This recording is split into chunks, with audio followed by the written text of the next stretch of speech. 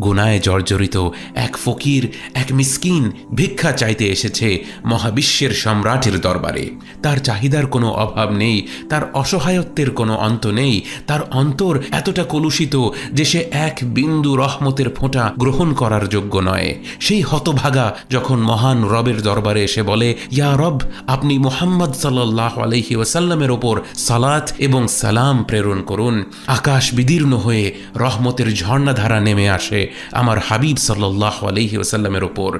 আল্লাহ তাকে এত ভালোবাসেন, যেই এই দোয়া করুক না কেন তিনি তার হাবিব সাল্লাল্লাহু আলাইহি ওয়াসাল্লামের উসিলায় তা কবুল করে নেন।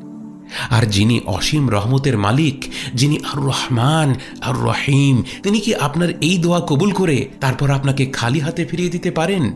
বরং মহান রব্বুল আলামিন তখন আপনাকেও সম্মানিত করেন, 10টি ধাপে আপনার মর্যাদা বাড়িয়ে দেন, 10টি গুনাহ মুছে দেন এবং 10টি ভালো কাজের সওয়াব আপনাকে দিয়ে দেন এবং আপনার সকল দুশ্চিন্তা দূর করে দেন।